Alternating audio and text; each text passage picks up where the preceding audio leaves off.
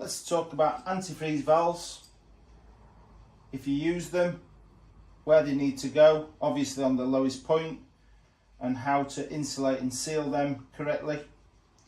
Now, fitting an antifreeze valve has to be on the lowest point. So if your pipework is above the air source heat pump, like this, or like this, then the antifreeze valve needs to be at the lowest point. So it needs to be fitted on the connection of the air source heat pump, or connections if you use two.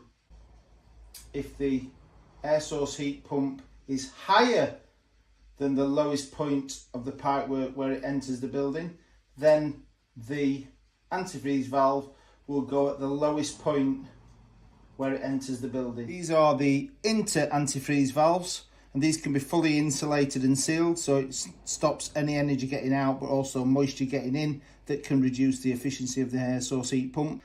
Here we have 28mm compression, and I believe they're just bringing out 35mm compression, and then you have the inch males, so then you can bush it up to 35mm pipework if you need to. We'll show you how that they fit onto the air source heat pump, or Inta do a lever valve that they can connect onto, and we'll show you how easy it is to connect onto those. So connecting an Inta antifreeze valve onto the Inta lever valves that connect straight onto the air source heat pump is simple. Just get a inch female to 28mm male. That goes straight onto there.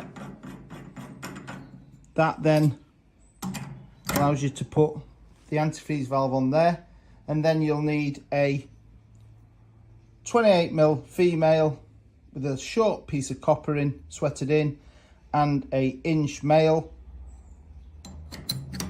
and that fits straight into there.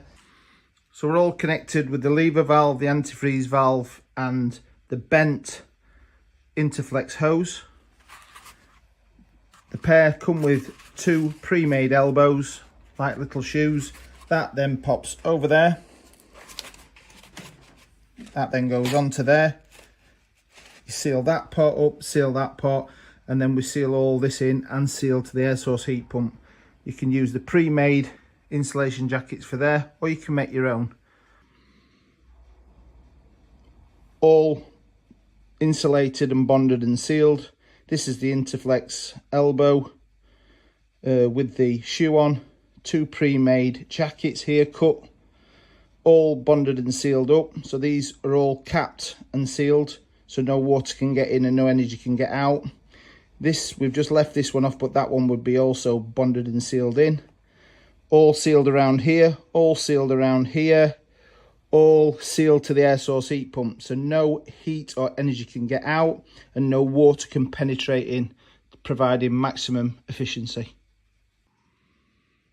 If you don't use lever valves externally and you want to connect your antifreeze valve, again, the 28mm male to inch female, connect your antifreeze valve. If you wanted to use a straight flexi, then put a small piece in with the 28mm female to inch, and then you can connect your straight flexi, or just extend them a little and still use the same fitting, but then use the bent flexis and then insulate that. So we have the antifreeze valve there connected directly to the air source heat pump, a small jacket here, small piece of insulation here, the Interflex bent with its shoe. All areas are bonded and sealed. We just left this one because this was for demonstration purposes, but that would be also capped and sealed. So plenty of bond and seal on to cap and seal all these joints up. Plenty of bond and seal around here to cap and seal to the air source heat pump. Sealed all around here, so no energy can get out, but also no moisture or water can get in.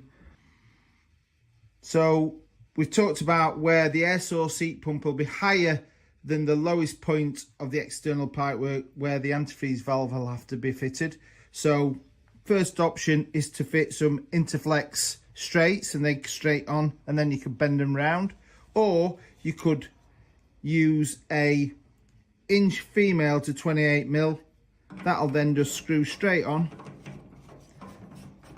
A little bit of pipe, and then use a 28mm to inch, and then your bent interflexes can go onto that. That'd be a solution.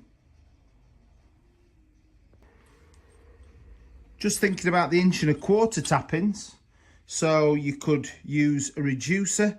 That's 35mm compression with a 35mm to 28mm reducer in it, and that's to 1.25". Expensive fitting. Or there's another cost-effective solution, is the 1.25" Inta valve. So that's an 1.25" tapping that goes straight onto the air source heat pump, and then just like the inch lever valve, gives you an inch BSP male there to then connect onto and do exactly the same as we've talked about with the inch tap-ins.